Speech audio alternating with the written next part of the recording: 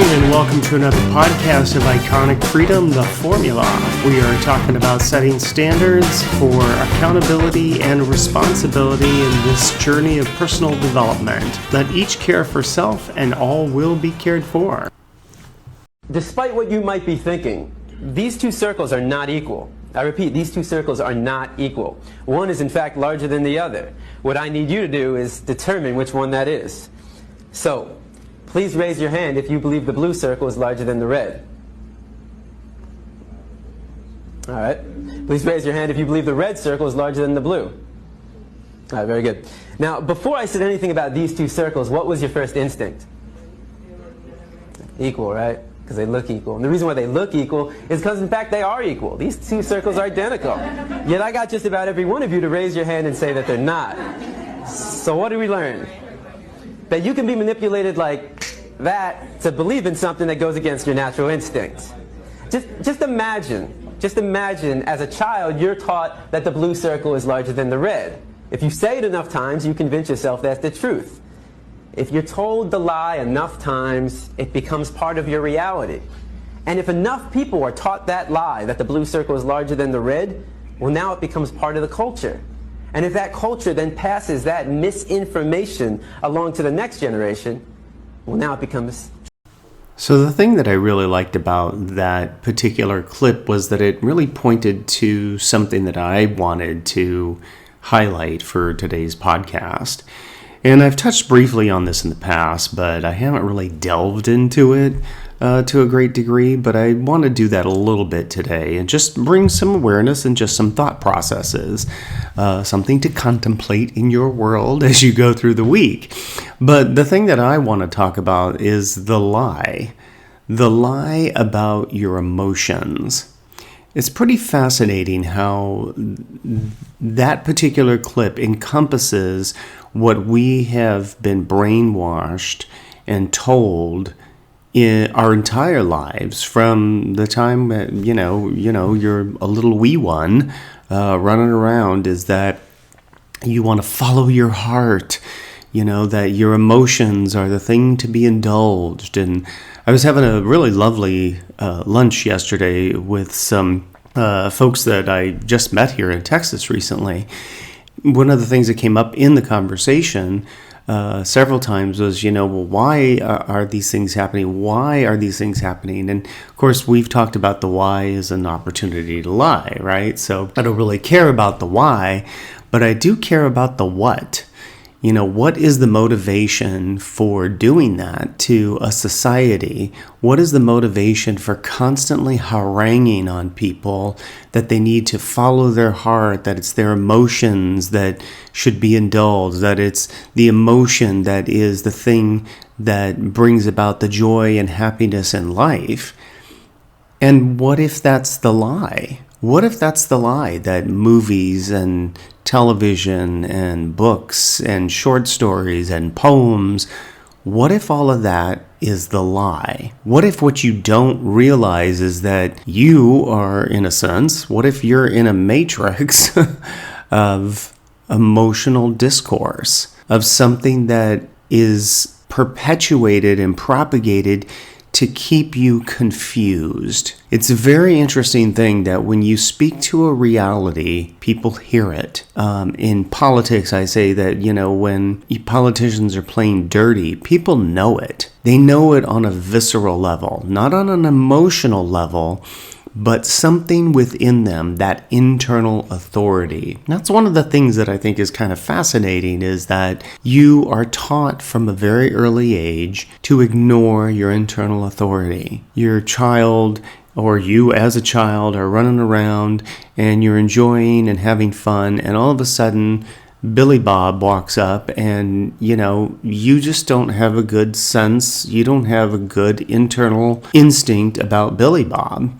And you don't want to play with Billy Bob. But what starts to happen is teachers and preachers and parents just want to sit there and tell you to ignore your internal instinct, your internal authority, and instead give way to some sort of, I guess the only other way to say it is some sort of societal pressure to like everybody or to love everybody.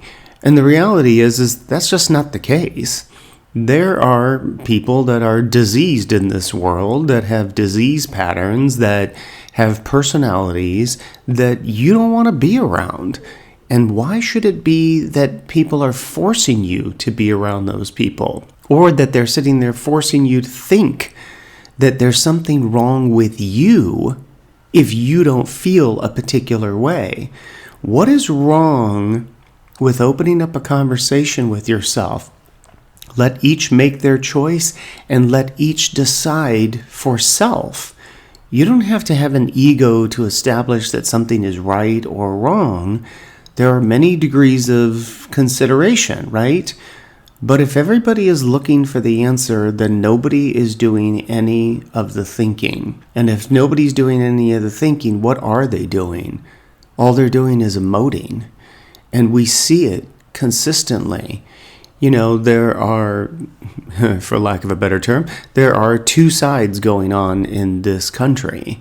And one of them is very emotional, consistently, constantly. And when they don't get what they want, they escalate their emotion.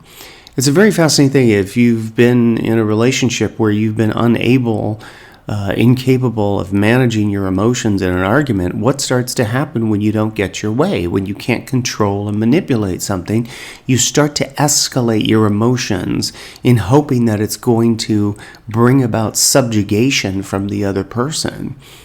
Well, what is your motivation in that? What is your self-interest in trying to do that? To feed your own ego in order to do what? We talk about self-interest. What is self-interest? It's to feel good. You want to feel good about controlling or getting what you want. Well, what if getting what you want is just an inside job just for you? What is it about you that makes you think that you have to rely on everyone outside of you in order to get what you want? You don't. You don't need to rely on anybody. All you need to know is what it is you want, and then you take action to move towards whatever that is. You're going to have players, not players, but people that are part of your world that are definitely going to impact your world.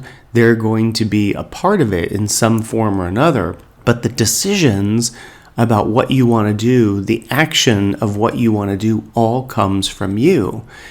But if all you're doing is living in your emotions all the time, emotions are like this clouded, disease-ridden, cancerous, I want to say addictive process. It's like constantly being on meth.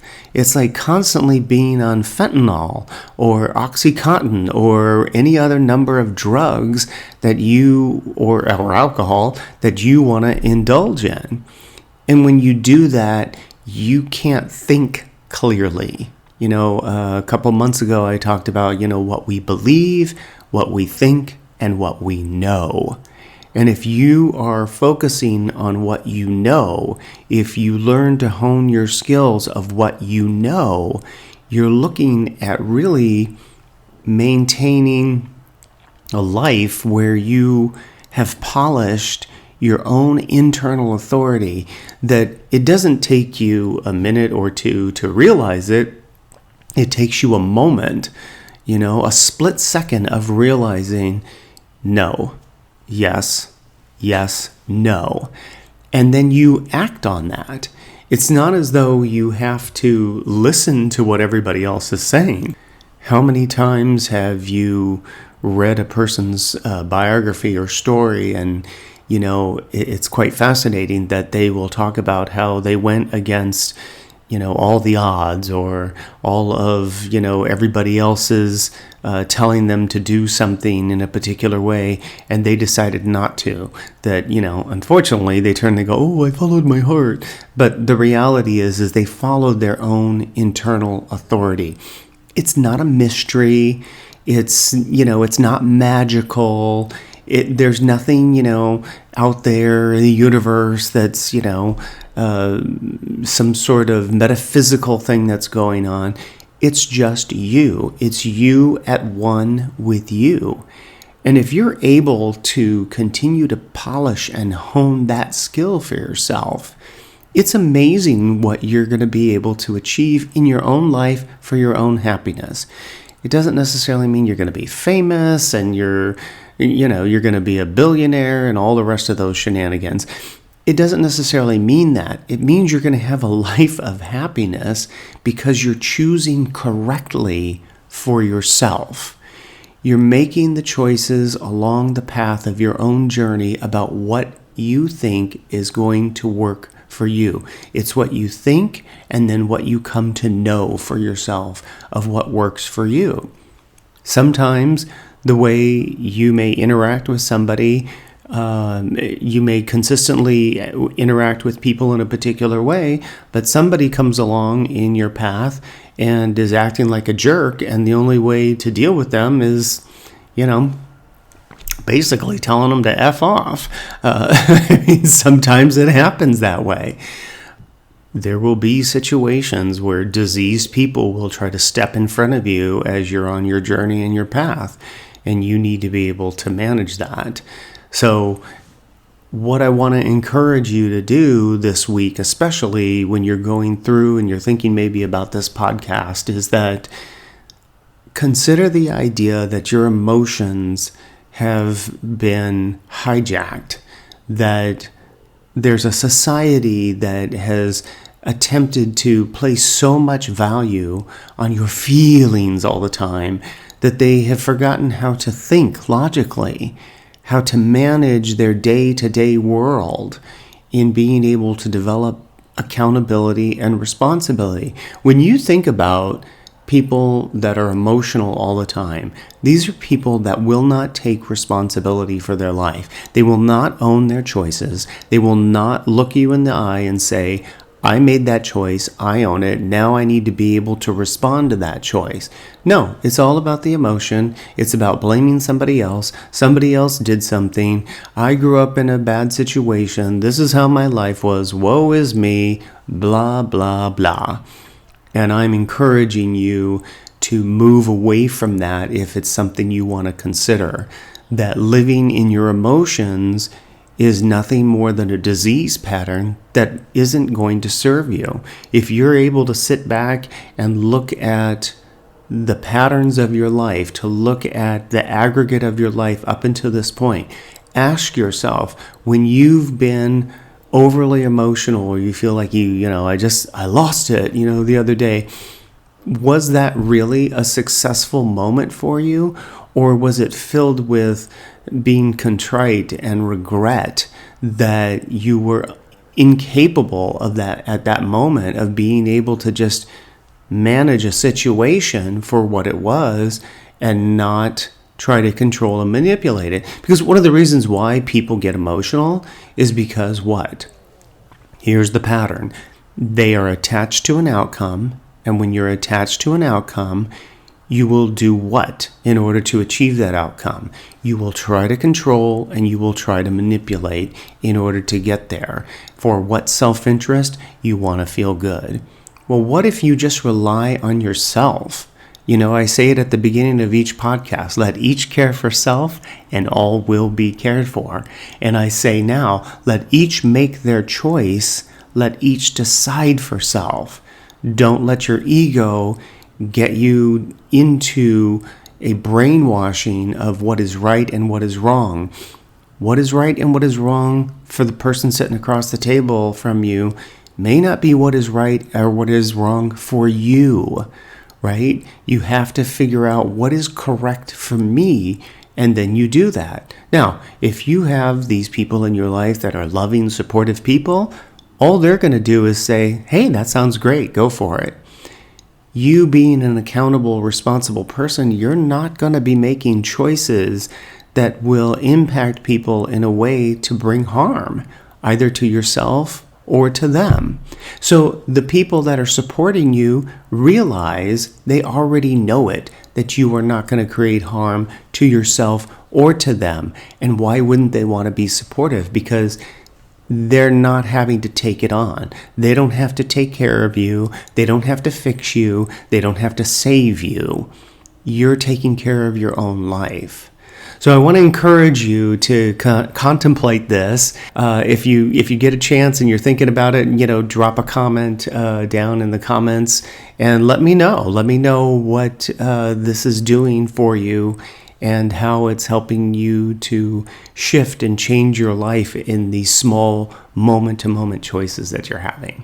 And we are at the end of another podcast. Thank you so much for joining me. Hit that like button if you would. Share this with your friends and family. You never know what they might get out of this. If you'd like to subscribe, feel free to do so. You can do that on the website, link down below. My email is there, so if you have a situation that you'd like me to cover on the podcast, that would be awesome. I'd be happy to do that. Send me an email.